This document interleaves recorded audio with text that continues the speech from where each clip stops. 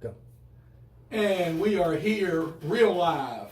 Soultake Champions Live coming to you once again from the north side of Northside. Bill Neal here with the host, with the most, Kevin Cameron. And we got a couple special guests in the studio with us today. The one, the only, the legend, Smoking Jim Frazier. Frazier's down. Frazier's down. Frazier's down. How we remember. And we got a young guy in the studio today. We gave him no prep. Keith Platt's here. No prep, no tune-up. We've thrown him right into the lines then, see if he can handle the heat. And we got all kinds of heat because Jim's going to start talking to you about how the Steelers messed up again. As Jim ain't been to a Steeler game probably 14, 15 years, and he want to tell you how the Steelers is all messing up. But I'm going to throw it to Kevin Cameron to get things started. All right, hey, fellas, welcome. Or I hope you're ready to go because there's a lot to talk about today. As Bill indicated, we will talk about the Steelers. Jim, I know that's one of your favorite teams, right? The Steelers are one of your favorite teams? I hear the laugh, but you're not making any comments. I'm a college football fan. Okay, we'll go with that. So you know what I don't understand? I get confused every time. I come here every week. Well, I come in confused, and I get further confused. You're not a Pirate fan, but you wear Pirate gear. Jim ain't a Steeler fan, but he talks about the Steelers. Why don't y'all move to Milwaukee or why don't you, if you don't like the surroundings here, go get another team somewhere. See, Jim won't talk on it. I'll talk on it. I'm a huge Pirates fan, so I don't like to hear you say that. Right, but I'm objective. I'll take it back. And I understand fool's gold. Like I said before, it's not black and gold. It's black and fool's gold. Does that have anything to do with them losing once again from the seventh inning to the end of the game, going in with a 5-run lead? Is that part of that fool's gold you're talking about? It is part of it. In 162 games, your true colors will be shown. Right. But we'll talk about that once we get to the Pirates. But trying to get cleared up. We need to talk about the NFL. Now, last week, we kind of gave a recap of the Pittsburgh Steelers draft. And Smoking Jim, I know you weren't real happy with the Steelers draft, which is okay because, as I told you previously, most NFL experts or people that grade the draft actually thought the Steelers really did a fantastic job in the draft. But let's talk about free agency because the second round of the NFL free agency actually started on the 7th of this month. And a lot of teams are looking to fill holes in their lineup. So if we could just talk about some of the top free agents in the NFL who might be available, and specifically if the Steelers still need help, who the Steelers could actually consider to bring in to fill some possible holes. Well, who are you looking at? Because the Steelers actually, as far as rookie free agents, they didn't do a bad job. Well, I'm talking about experienced free agents, not rookie free agents. So when you take a look at the draft, I believe one position that the Steelers did not draft heavy on or basically at all was safety. Okay? And I'll just throw out my homeboy from Aliquippa, PA, Drayvon Askew-Henry. One of the greatest running backs I've ever seen play high school ball. Okay, nice. So he's out of West Virginia. He was actually picked up by the Steelers as a free agent, and he plays safety. But we all know how difficult it is as a rookie free agent to win a roster spot. Hopefully he'll be able to do it. However, as I indicated, the Steelers did not draft a safety. But our safety situation is still kind of in limbo because we have Davis, who should be, I believe he's going into his 3rd year, and hopefully he'll be ready to play. And we also have Terrell Edmonds, who was the #1 draft pick 2 years ago. So hopefully we'll be all right, but we do need depth. And when I take a look at the NFL free agents, one of the individuals that really stand out, a top-tier player, is Eric Berry from Kansas City. Now, you would take a lot of risk, trying to go after a Eric Berry. However, he is available. And you also have out there Trey Boston, who's available. He might be a legitimate prospect to bring on your team. But I just don't want to throw out the names. I want to hear with you, since you have the NFL background and the scouting background and everything else. I want to hear from you. Well, those two would be very ideal, but don't forget, I like Sean Davis. Sean Davis only played 1 year at free safety. Don't say that again. I think You actually like a Pittsburgh Steeler? Go ahead. I think that he'll grow into the position playing his second year, being able to concentrate all off season. I think Terrell Edmonds is going to be a star in this league. Outstanding, come from a great family. He really started coming on as the end of his rookie year. Mm-hmm. But don't forget, also the Pittsburgh Steelers are the 5th worst team in the National Football League in terms of the salary cap. So they're right up against it in the salary cap, and you're giving your 38-year-old quarterback $37.5 million in signing bonus, and you're still carrying over a lot of cap from Antonio Brown. So the Pittsburgh Steelers can't bring in any notable names. So hopefully Henry from Aliquippa can hopefully provide that depth. Well, again, as a rookie free agent, it's difficult to actually sign on. So do you think the Steelers will be looking at a veteran safety to bring in from a depth perspective? Because we got to remember. They are going to look at every veteran, but ain't none of the veterans looking at the Steelers because they don't have money to pay. So well, things could be moved around, and you never know who will stay. I believe the last time I looked, the Steelers are probably somewhere around $2 or $3 million within the cap. So they have about that much available to spend. And you can always sign someone to a signing bonus and spread that money out over multi-years. So, I mean, if it's a good fit for the Steelers, a good fit, I should say, I think it's possible. yeah, that'd be great. Boy, I would love to see Barry in the Pittsburgh Steelers uniform, but if he's married, his wife ain't going to let him take that kind of a pay cut. Well, I mean, if he's not playing for a team now, what do you do? Well, let me just say this. You know, for a gateway graduate, now I'm trying to be serious here, Smokey Jim. For a gateway graduate, you know, rumor has it we're being seen and not just heard. So let me just point out, Jim Frazier, before he became smoking, or before he started smoking, whatever he be smoking, was a great high school athlete and went on to become a great college athlete. So for a guy from Gateway who didn't go to Slippery Rock, which is a knock against you, you went to Cal State, you're pretty articulate. I mean, the way you voiced all that, let me just, you and Kevin have put a brother to sleep with all that talking. Look, let me just say what people don't realize that two of the most difficult positions on the football field are corner and safety. People think that's an automatic, easy position to play because you're looking at the ball all day long. If we don't get pressure on that quarterback, if they don't get pressure on the quarterback, if they don't find a way to stop that run when people begin to exploit them, you could have Mel Blount and them back there and they're going to make a difference. That's what has to happen. Now, to Kevin's point, they have finally begun to dig deep in the draft and free agency to fill those holes. And as I've said repeatedly, my expectation is their greater level of motivation, and Keith, you can pounce on this, their greater level of motivation is they need to prove to the world that they don't miss the guys that are gone. Before you do, Keith, I just want to correct Bill, as I often do on this show. Well, that's all right. Because he has no problem talking about pressure on a quarterback. The Pittsburgh Steelers led the NFL the last 2 seasons. Yes, they have. With pressures and sacks. So that shouldn't even be in your mouth. You can say all you want about stopping the run, because I do understand that. We do need to stop the run, but you can't say anything about the Pittsburgh Steelers pressure. And when you talk about the defensive lineman, Cam Hayward is one of the stars on that defensive lineman that gets pressure on the quarterback. So talk about the run, stopping the run, but you can't talk about the pressure. Let me give you an example of what I mean by that.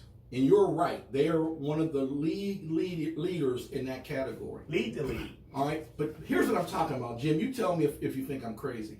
And here's an analogy. Let's say you hold Durant to 0 points for 3 quarters. and he lights you up in the fourth. You just got lit up regardless. I'm talking about when it matters. The reason we got beat in critical games is because we didn't get it done when it matters. Those stats, look, there's stats. There's stats matter more, but you can't say that about the pressure on the quarterback and getting sacks, because when it mattered, that did occur. Now, stopping the run is different. Well, they didn't, and I have the stats right here that actually shows that. There's stats. Lies and damn lies. I'm talking about when it matters. Well, like we talked about before. About there's a stat, wins and losses. When we talk straightforward. And I won't debate it much longer. I want to keep to get his 2 cents in. I'm just talking about we've got to be able to have that shutdown defense when it matters. Right. But go ahead, Keith, because Cam personally correcting me. Well, I want the people to have the right information, and you're sitting up here talking about pressure on the quarterback. That's not an issue for the Pittsburgh Steelers. Now, we would like to see Bud Dupree apply more pressure and get more pressure from the outside linebacker and get more depth in that area. But again, I'm just trying to share the right information with everybody that's listening. But go ahead, Keith. Well, hold on. And again, to emphasize, I'm talking about when it matters. But let me just offer this too. Yeah. Just because you think you're offering the people the right information, don't make it the right information. It's fact. When because you've been NFL, you had some facts. When you lead the league, said Tiger wasn't coming back, and Tiger came back. I did not say that. You said that. Don't put words in my mouth. I did not say that. I said Tiger's Antonio wasn't leaving. He's gone. I told you said so. You're quitting your fact. Again, you're being just like Trump. You're just saying. Let's not go there. You're just saying what you want people to believe instead of the truth. But go ahead, Keith.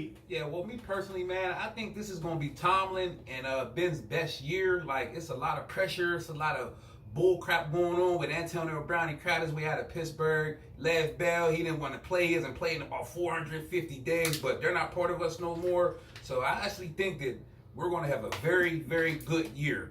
Like, they talking Cleveland Browns, and to me, they look like paper champs, man. Odell Beckham, he's talking. They're just talking too much, and we're going to slowly but surely slide under the radar. You won't look up. Another AFC North title. Period. I'm totally for that, and I'm calling the same thing, Keith. Think so? And more people are starting to come around and say people are sleeping on the Pittsburgh Steelers. Yes, they are. They definitely which is fine, because as I indicated when all the drama was going on with Le'Veon Bell leaving and with Antonio Brown leaving, I said, look at what we still have. We still have a franchise quarterback, a Super Bowl winning quarterback. We still have the best offensive line in football. Yes, we do. We still have a top tier number one receiver, which every team is trying to get a number one receiver, right? And then we have a running back tandem that is a very good running back tandem. And we have running backs that can play all roles. James Conner playing the first two downs, and then we have Samuels, who will be able to catch the ball out of the backfield. And now we're with our draft pick, and the name is escaping me right now. Benny Snell. Benny He's Snell. going to be a stud. Okay, now it's going to be a Snell game, and you heard it here first. And you also have returning, and people forget, 8 All-Pro football players. Could have been 9 if Ben got thrown in the heap. So, by no stretch are the Pittsburgh Steelers done. No stretch. And I didn't mention a Super Bowl winning coach, right? Yes. And a top tier tight end as well. Yes. You know, so you can't sleep a team like that. I think the AFC North is going to be very tough. I don't believe that you could sleep Baltimore as well. Baltimore did some things in the draft and free agency as well to kind of shore up some things. I know Smoking Jim, the running back out of New Orleans, that they just picked up as well. Ingram. He should provide benefits to Baltimore, as well as Hollywood Brown that they just recently drafted as well. So if Lamar Jackson is able to at least be who he was last year, which I kind of question, but if he's able to at least be just as good as last year, maybe a little bit better because he Yeah, needed to pass a little bit. I don't know about his throwing yet. Like, I still think he has a lot of development as far as passing the ball. Mm-hmm. So, yeah, I'm not pretty sure. Like, they got him all the weapons, but me personally, I don't think he can read defenses yet. I think he's just an athlete back there. Yeah. Well, I mean, now there's some tape out there, right? Yes, sir. And Yeah. we'll see what he's made of. But go Exactly. ahead, Bill. You were going to say something there? No, I was just going to piggyback off what you said about, everybody kind of slept the Ravens last year Yes. or was wishful thinking for a moment. And then, listen, there's on any given Sunday is an old saying for a reason. Old sayings get to be old sayings for a reason. And you can't sleep the Ravens, you can't sleep the Steelers or Cleveland. I do, however, think, and I've said this before, and to kind of piggyback off what Keith said, it's harder than you might think to mesh talent together, Yes. as Cleveland has done. They've meshed a variety of talent into this season, and they're popping off, as Ollie used to say, up in Cleveland about what they're going to do. It's easier said than done to Right. mesh all that talent together and make it a championship team. Personalities have to become in unison. The offense and the defense both have to become credible and established. So I think Cleveland has still got a ways to go, and the fact that they just have acquired this individual talent doesn't mean they're division winners. Okay, so a few more free agents that's available, and I'm not sure if you all heard before I talk about this as well, but I think it's Trevin Smith. Is that right? The linebacker for the Jacksonville Jaguars decided not to play this year. Wow, I didn't hear that. Right. So that's a big impact, and hopefully I get the name Yeah, right. he's a heck of a player. Is You're it right. Trevin Smith? Did I get the name right? Mhm. Number 50, Telvin, inside Telvin linebacker. Smith. Telvin. Telvin. Yeah. Okay. Telvin Smith out of Florida State. Got you. So that's a big loss for Jacksonville as well. But other free agents that stand out here, we're talking about Donegan Sue. Wow. He's a free agent, and he's 32 years old, defensive tackle, last played for the LA Rams. They made the Super Bowl, didn't do anything, but they were there. What about Nick Perry as well, that played for Green Bay, outside linebacker? I'm not sure how much you know about him, Smoking Jim. Yeah, Nick Perry was a heck of a player, especially coming out of school. Put up a lot of nice numbers, had a solid career for the Green Bay Packers. But again, with the Pittsburgh Steelers and their salary cap situation, I don't look for the Pittsburgh Steelers to bring in any notable free agents. Okay. And another one is Michael Crabtree. He's made his way around the league with the number 10. But the Pittsburgh Steelers, and I know we got to go to break. Wide receiver Dante Moncrief, former Blitnikoff Award winner, he's going to be a beast for us this year. Okay. And don't forget the next Sterling Sharp, James Washington's going to have a heck of a season this year. Definitely. All right, so we're coming up on break, and on the other side, we'll talk more NFL, and we'll also talk NBA playoffs and what's going on in the NBA, Major League Baseball with the Pittsburgh Pirates, and also everyone that's listening, don't forget to check us out on Urban Media Today Radio.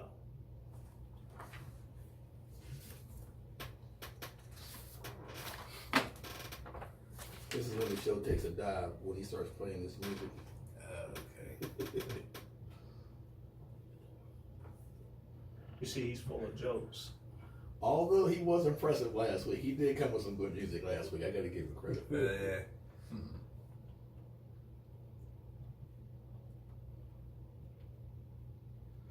Well done, Keith. I would love to get that boy from Jacksonville, Dylan Smith. Yeah. Well, I heard that he's gonna play though. He was sitting out for some contract issues. I just was reading something today. He's gonna play. He can run. Yes, he could. play Oh, make. man, that playoff game, he was on last bell like white on rice, Yeah. man. Not the last year, the year before we lost to him. Oh man, he was shooting. Can we go straight through, Trey? Fine, all right. All right.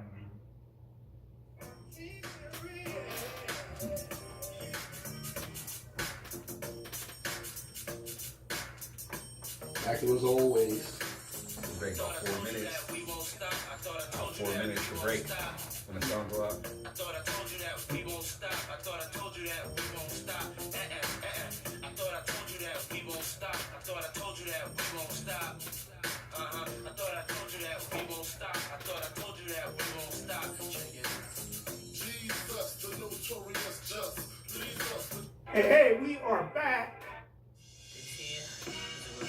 Come on, man, handle your business over there. And just as I complimented you on your music last week, now Jim Frazier ain't never heard that music before.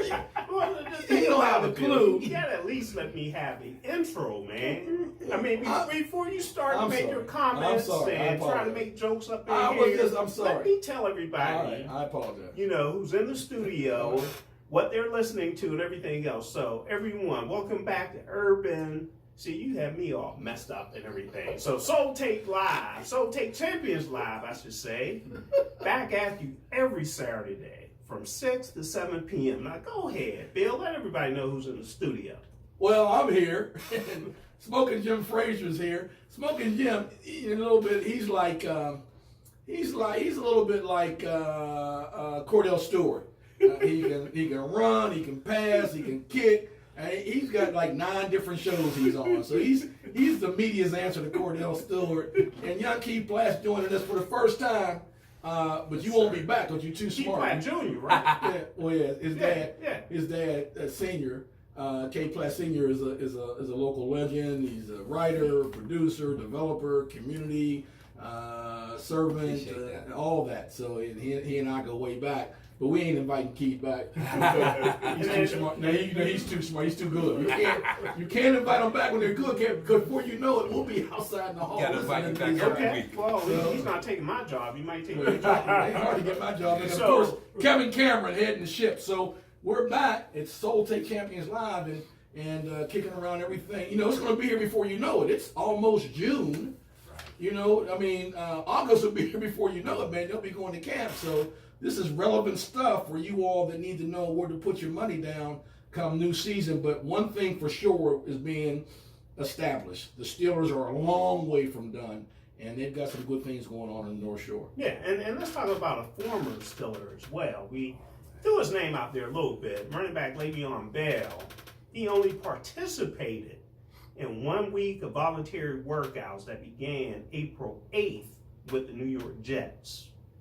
Fellas, how important is it for a new player to attend these workouts? What do you think? Well, first of all, tomorrow's the greatest day of the year, so I want to wish everybody happy Mother's Day tomorrow. Thanks. Le'Veon For sure. Le'Veon Bell is just like Troy Polamalu. Those guys do their own thing in the offseason. Bo Jackson didn't need any workouts with his new team. Certain guys, they got their, listen, football, you don't really have to come to camp until July. Some of these guys are in a workout routine in the offseason. Le'Veon Bell's resume speaks for itself. And there's nobody still, if he's anything like he used to be, and the workouts work for him. Don't forget, when he was in college, he was 250 pounds. In the pros, he trimmed down to 220 pounds at the request of Coach Thomas. So whatever he's doing in the offseason is working. Keith? Well, with Lev Bell, see, it's like up and down with him because you go on these on YouTube and he's trying to be a rapper. He wants to be like 2 Chainz, and people forget that he's only one blunt smoke away from being suspended for a whole year, man. So it's kind of good we got rid of him. We got some nice tailbacks, and go ahead, Lev Bell. Like, I love his versatility, but I mean, he's not gonna have that same offensive line with the Jets, like all that stop start, that good running style he has. I don't think he's gonna have that in New York. But as far as him not going to the voluntary workouts, it's called voluntary. So he's pretty much a stud, but I just think that he needs to really be careful because he's like pushing it like he wants to be a rapper. He's riding on jet skis. He looked a little chubby the last time we saw him. So hopefully he's doing the right workout regimen to get on the right track and be the top running back that he was before we seen him play. But let me get you to help me and Jim, because the most important thing we need to know right now is who? 2 Chainz. Who's that? 2 Chainz. I mean, I'm just saying. Don't, He's me a and boss, Jim, man. He's a popular rapper from Atlanta. me and Jim don't know 2 Chainz. Yeah, he's a or popular rapper Unchained from Me, Atlanta. Yeah. Unchained Melody. I have to Righteous educate Brothers. him all the time. Right. It's crazy because he has a basketball background. I would think you would be familiar. He Chain was of Fools. the starter at I don't know what Alabama that is. State. 6'5". I don't want to get too far away because we have a lot we have to Yes, cover sir. here. Yeah. Now, I'm just trying to ask Le'Veon Bell missing voluntary workouts for the New York Jets, I think is huge. Now, if he were coming back to the Pittsburgh Steelers, that's a different deal. He knows the offense, he knows the team, he should have had that camaraderie and everything else. Those are things you need for a new team. You need to show your new team that you're willing to do whatever it takes to come in there, to build the relationships, to get the information you need. Now, I know with iPads and technology and everything else these days, there's other ways you could get the information, but you can't beat being there face to face. To be able to actually see how a person moves, who's fast, who looks fast but isn't fast, and so on and so forth. But go ahead. Well, I want to do a little sidebar here on a serious note. Give me your real quick projection on what you think, what you expect, what you think, what you anticipate happening with Brown and Bell. What's your guess for the season? I don't think they'll be as good. I still think Brown, no doubt, he'll get his, but I don't believe that he will be as good. We have to remember, too, we have to take a look at his numbers here when Ben Roethlisberger was out. Le'Veon Bell, everyone has to remember, or should know, I should say, the New York Jets, what division do they play in? AFC East. AFC East. Who's in the AFC East? Mr. Brady and company. New England, right? So we're talking Bill Belichick, okay? And if Bill Belichick could do anything, he's going to take away what you do the best. Right. So he knows Le'Veon Bell's playing for the New York Jets. So that's 2 games right away. I don't expect Le'Veon Bell to be as productive. Keith, you mentioned it already. As far as offensive line, right. The Jets do not have the type of offensive line that the Steelers have. And we put 8 in the box all day. And he sat out a year. And he's learning a new offense. So given all of that, I don't think he'll do nearly as good. But I think Brown will be okay. I don't think he'll have the 15 touchdowns that he had last year, but I think he'll do okay. Well, Brown may break every record Jerry Rice and Randy Moss ever had. Don't forget, this is the first time that Brown is going to an offense that has an offensive guru. You know, Gruden is an offensive guru. He's going to find a way to motion Brown. He's going to find a way to get him freed up. It's going to be run after the catch outstanding. And don't forget, he is still playing with a Pro Bowl quarterback. Carr made the Pro Bowl before, and it could be an outstanding situation for Brown. Look for 120 catches. Look at Carr's interception totals for the career. I guarantee you he throws more interceptions this year than he has for his whole career, just because he's going to try to force the ball to Antonio Brown, just like Ben Roethlisberger did. And as far as Brown, we got to keep in mind too, Brown is a great talent, but he doesn't, the weakness is as far as his talent and as far as his game is his route running. He doesn't run good routes, and that's something that used to drive Ben Roethlisberger crazy. But Ben Roethlisberger was real familiar with him, and he was real familiar with Ben Roethlisberger, so they were able to be effective. That takes time.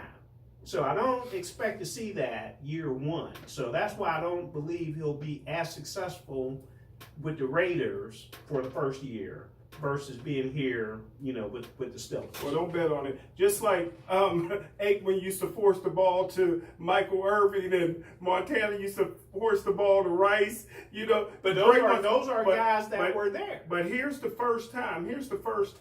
Listen, you don't have to be a great route runner when they put you in motion and free you up. All they have to do is hit you. Antonio Brown's an experienced guy. Don't forget, even with the poor routes that they say he run, him and Ben are the second greatest tandem in the history of the National Football League. So since 2010, There's been no receiver that's come close to Antonio Brown's stats. And what division does do the Raiders? I mean, what division are they in as well? The division that got all weak defenses. So you have the Chargers, and you have Kansas City, and you really think, I mean, they have better defenses. 43-40. They have better 43-40 defenses guys. than the Raiders, right? They have better defenses than the Raiders. Yeah, that's why Carr's going to throw some And interceptions. I think, But he's going we'll to see. also throw for about 5,000 yards thanks to Brown. Okay, so we'll move on. Let's talk about Jason Pierre-Paul from Tampa Bay. Suffered a potential season-ending neck injury because he had a single car accident last week. Remember, this is the same guy with the fireworks accident a few years ago. So this is his second possible career-ending injury that happened off the field. Now, we're not talking about on-the-field stuff. This is happening off the field. If you're a team, should you stay away from this guy as far as trying to get you or get him on the roster? I would say I would stay away from him. I'm not sure what he's doing, but it's not good. I think he's a vicious pass rusher with a black cloud over him, man. Because it's just like this guy can't catch a break, man. Like he's relentless coming off the edge. I think he had double-digit sacks with Tampa this year. He was probably like the star of the defense besides Big Gerald McCoy. But he just got a black cloud over him, man. It's like every time you look up, this guy is always an off-the-field incident. Right. I think he should just stay in the house with the Bible in front of him, man. He needs a bubble, really. Yes, He needs a yes, bubble. sir. Yes. All right. So, any other comments before we move on? Well, I don't know what you can say. I think your point is well taken, Keith. And, you know, there's an old saying, you make your own heaven and hell right here on earth. You know, you have to be careful, and you have to keep your eyes wide open, and you got to choose your routes, and you got to know when to hold them and when to fold them and all that stuff. You know, sometimes you throw a little dust in that black cloud. You know, you got to be aware of where you're at all times and where you're going. And, of course, you can't predict or eliminate bad luck. It happens to everybody, but, you know, there might be something you're not focused on. Notice, I said single car accident, right, fellas? I said single car.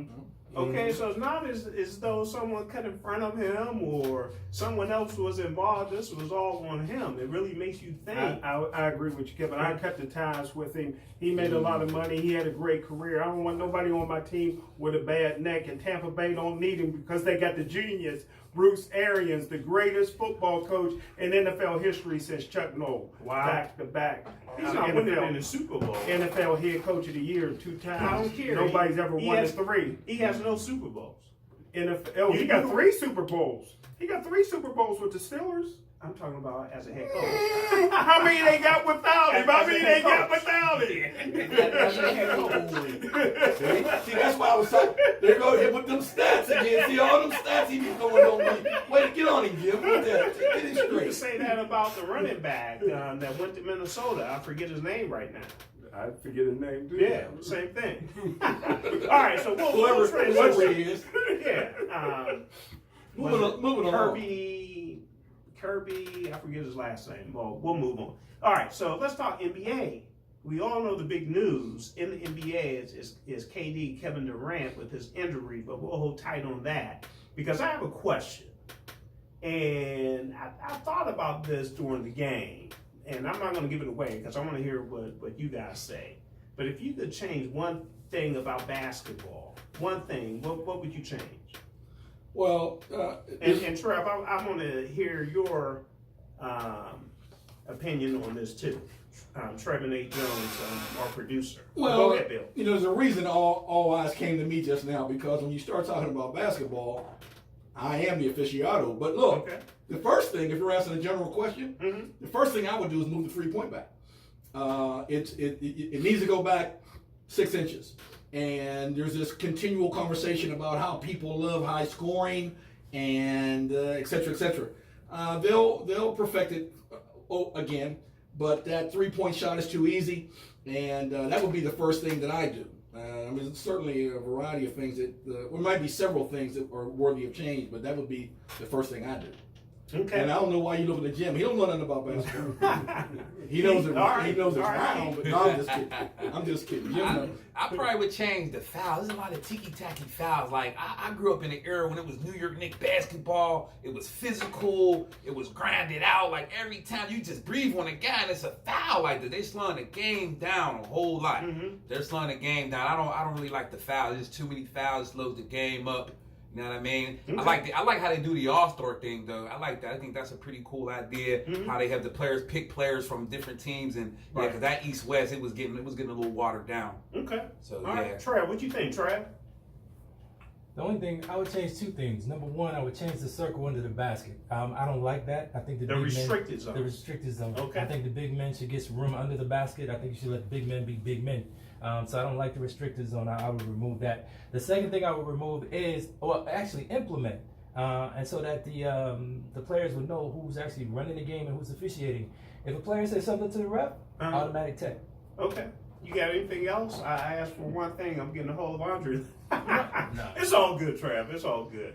Go ahead. Only thing I would change, and I think this is very important in basketball, I think the kids should be able to come straight out of high school and play in the NBA. Right. And I think that's in the works right now as we speak as well. Now, one thing that You know, there's a pro and con to that, and there always has been. Right.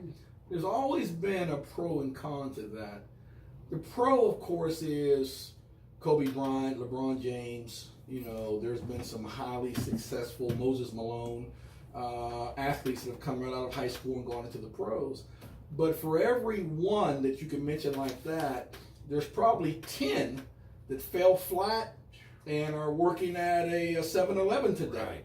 So you have to be careful. As much as a person should have the same rights as a tennis player, hockey player, baseball player to start making a lot of money, when it comes to, and I'll be very candid here, when it comes to basketball, where it's going to be predominantly young blacks who don't have all the same advantages of a young potential hockey player, young potential baseball player, who are generally predominantly white, and they have a different family influence. You have to be careful about a green light for young black guys that come out of high school and go straight to the pros, because it's few and far in between that make it, and look, that's some real work. That's some real work. You know what, Bill? Since you brought it up, I couldn't disagree with you more. Okay, because there's discrimination in all forms, and I think is really illustrated with sports from a standpoint of the black sports are the sports where we're being held back as far as basketball and football, and with other sports like you mentioned, baseball, tennis, golf. You know, people could turn pro at any age. If you're good enough at 14 years old as a golfer, they're not going to tell you have to wait until you're 18 years old, and then we go into the NCAA and play collegiate or college sports, and on I'm not going to say free labor, I'm going to say minimized labor, because scholarships are worth something. But there's a big difference if you should be making $1 million and you're only making $100,000, you're severely underpaid. And I agree with you on one point, Bill. Of course, there's only maybe 1 out of every 10, but teams would only pick you if you can play at that particular level. If you can't play at that particular level, then you go to college.